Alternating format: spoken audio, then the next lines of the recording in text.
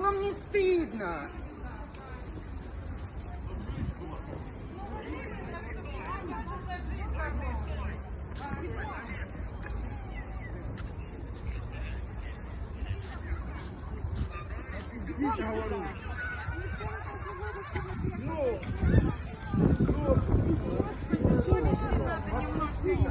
Вы же должны нас защищать, наоборот. Я собака. Бегом давай.